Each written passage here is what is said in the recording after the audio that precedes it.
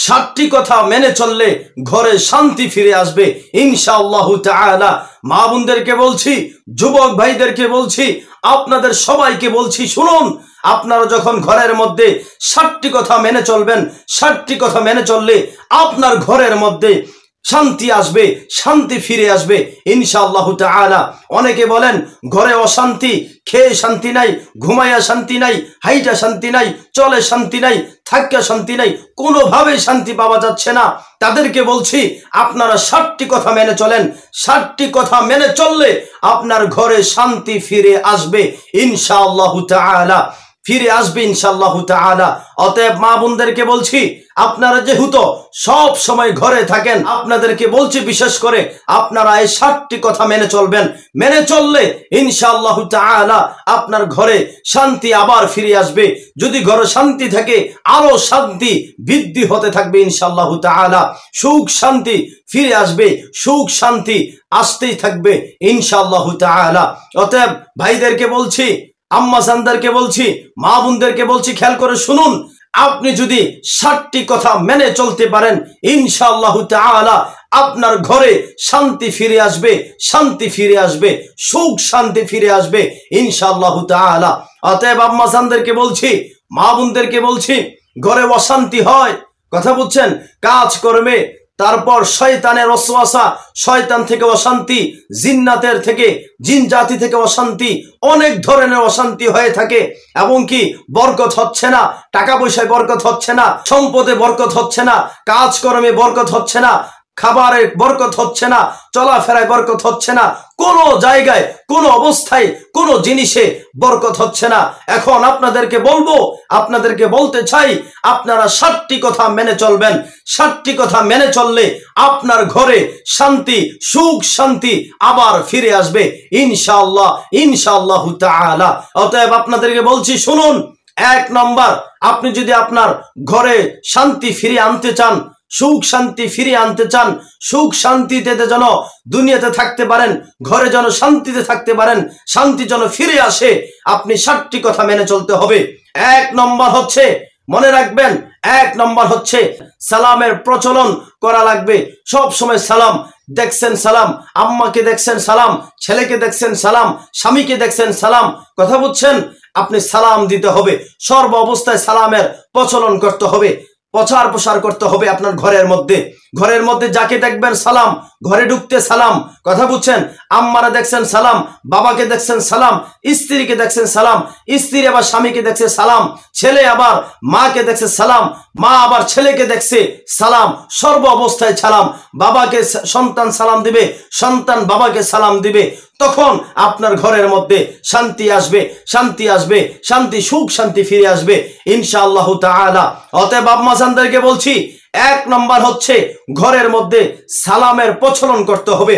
সবাই সবাইকে সালাম দিতে হবে, সবাই সবাইকে সর্ব অবস্থায় যখন দেখা হবে, যখনই সামনে আসবে, তখনই সালামের প্রচলন করতে হবে, সালাম দিতে হবে। ঘরের মধ্যে যেন সালামের পরিবেশ হয়, সালামের পরিবেশ যেন হয়, তখন দেখবেন শান্তি আসবে, সুখ আসবে ইনশাআল্লাহ তাআলা। 2 নম্বর হচ্ছে ঘরে যখন প্রবেশ করবেন তখন একটি মাত্র দোয়া পড়বেন, ইনশাআল্লাহ ঘরের মধ্যে সুখ শান্তি ফিরে আসবে ইনশাআল্লাহ তাআলা। দোয়াটি হচ্ছে, বিসমিল্লাহি ওয়ালাজনা ওয়া বিসমিল্লাহি খরজনা ওয়া আলাল্লাহি রাব্বিনা তাওয়াক্কালনা। আমি আবারও বলছি, বিসমিল্লাহি ওয়ালাজনা ওয়া বিসমিল্লাহি খরজনা ওয়া আলাল্লাহি রাব্বিনা তাওয়াক্কালনা। এই দোয়াটি পড়বেন যখন ঘরে প্রবেশ করবেন, এই দোয়াটি পড়বেন ইনশাআল্লাহ। এই দোয়াটির প্রচলন থাকলে, এই দোয়াটির অভ্যাস থাকলে, ঘরে ঢুকতে দোয়াটি পড়লে ইনশাআল্লাহ আপনার ঘরের মধ্যে সুখ শান্তি ফিরে আসবে ইনশাআল্লাহ তাআলা। 3 নম্বর হচ্ছে ঘরের মধ্যে যখন খাবার খাইবেন, যখন ঘরের মধ্যে খাবার খাইবেন, তখন খাবার খাওয়ার শুরুতে আপনি বিসমিল্লাহ পরে খাবার শুরু করবেন, এবং খাবার শুরুতে বিসমিল্লাহ পড়ার পর আপনি একটি দোয়া পড়বেন, বিসমিল্লাহি ওয়া আলা বারাকাতিল্লাহ। এই দোয়াটি পড়বেন যখন ঘরের মধ্যে খাবার খাইবেন, খাবার শুরু হওয়ার আগে বিসমিল্লাহ পড়ে খাওয়া শুরু করবেন, এবং আরেকটি দোয়া পড়বেন, দোয়াটি হচ্ছে বিসমিল্লাহি ওয়া আলা বারাকাতিল্লাহ। এবং আপনি খাবার শুরুতে যদি দোয়া পড়তে ভুলে যান, খাবার শুরুতে যদি দোয়া পড়তে ভুলে যান, তখন আপনি খাবারের মাঝখানে দোয়াটি পড়বেন। খাবারের মাঝখানে একটি দোয়া পড়বেন। দোয়াটি হচ্ছে বিসমিল্লাহি আউয়ালাহু ওয়া আখিরা। আমি আবারও বলছি, বিসমিল্লাহি আউয়ালাহু ওয়া আখিরা। অতএব মা বোনদেরকে বলছি, যুবক ভাইদেরকে বলছি, আপনারা যখন খাবার খাবেন বিসমিল্লাহ পড়ে খাবার খাওয়া শুরু করবেন আর এই দুইটা দোয়া পড়বেন ইনশাআল্লাহ তাআলা। এই সুন্দর পরিবেশটা যখন থাকবে ঘরের মধ্যে, ইনশাআল্লাহ ঘরের মধ্যে সুখ শান্তি ফিরে আসবে ইনশাআল্লাহ তাআলা। 4 নম্বর হচ্ছে আপনি ঘরের মধ্যে সূরা বাকারা তেলাওয়াত করবেন। কথা বুঝছেন? আম্মাজানদেরকে বলছি, মা বোনদেরকে বলছি, আপনারা ঘরে থাকেন, আপনারা অবসর সময় সূরা বাকারা পাঠ করবেন। সূরা বাকারা যদি কোনো ঘরের মধ্যে পাঠ করা হয়, তেলাওয়াত করা হয়, ওই ঘরের মধ্য থেকে শয়তান পালিয়ে যায়, শয়তান বের হয়ে যায়, শয়তান বের হয়ে যায়। অতএব শয়তান ঘরে থাকতে পারে না, শয়তান ঘর থেকে পালিয়ে যায়, ঘর থেকে বের হয়ে যায়। অতএব আম্মাজানদেরকে বলছি, আপনারা পারলে আপনারা সূরা বাকারা তেলাওয়াত করবেন।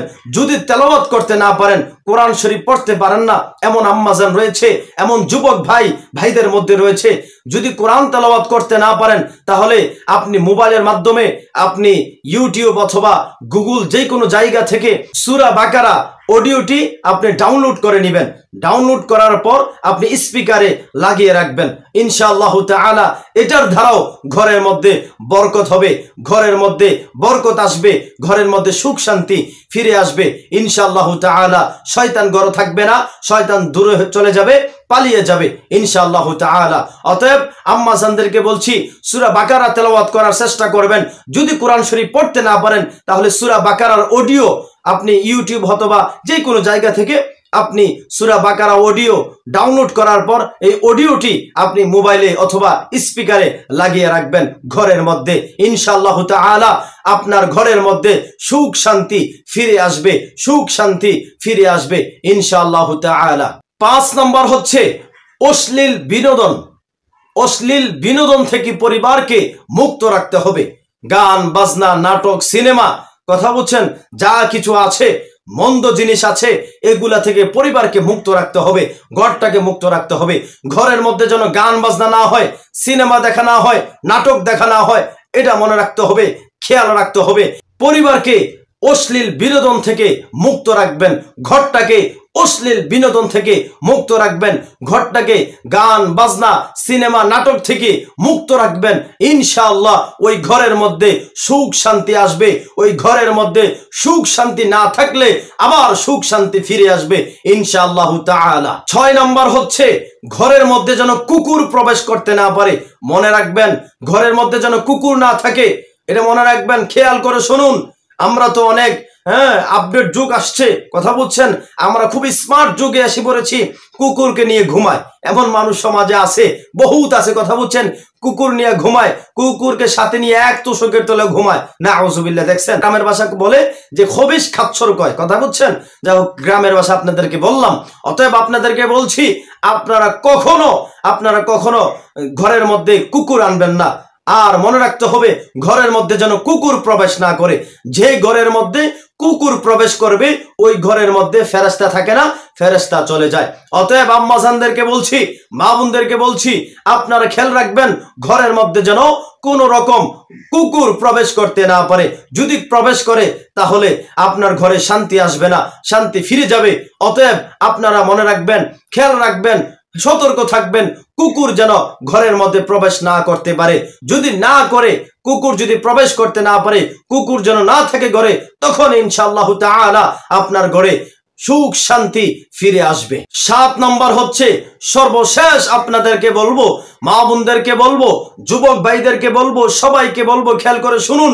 আমরা ঘরের মধ্যে কুকুরের ছবি, জীবজন্তুর ছবি আমরা ঘরের মধ্যে আটকিয়ে রাখি, লটকিয়ে রাখি, এটা ঠিক না। যে ঘরের মধ্যে কুকুর, মানুষের ছবি, জীবজন্তুর ছবি থাকবে ওই ঘরের মধ্যে রহমতের ফেরেশতা থাকবে না। রহমতের ফেরেশতা না থাকলে আপনার ঘরের মধ্যে রহমত আসবে না।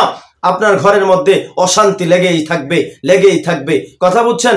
আপনার বাবা মারা গেছে, বাবার ছবি দেওয়ালে টাঙ্গিয়ে রাখবেন না, আটকিয়ে রাখবেন না। আপনার দাদা মারা গেছে, দাদার ছবি ঘরে রাখবেন না, দেওয়ালে আটকিয়ে রাখবেন না।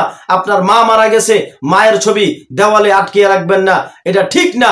এটা যদি রাখেন তাহলে আপনি ঘরের মধ্যে শান্তি পাবেন না, সুখ শান্তি আসবে না। কথা বুঝছেন?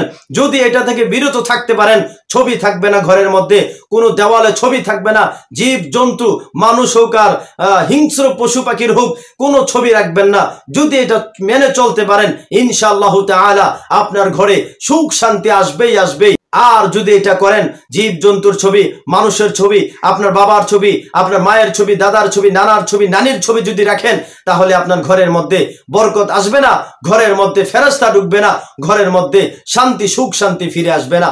অতএব আপনাদের সর্বশেষ কথা বলছি, শুনুন। আপনারা যদি এই 7টি কথা মেনে চলতে পারেন, ইনশাআল্লাহু তাআলা, ইনশাআল্লাহু তাআলা, সুম্মা ইনশাআল্লাহু তাআলা আপনার ঘরে সুখ শান্তি ফিরে আসবে, সুখ শান্তি ফিরে আসবে ইনশাআল্লাহ।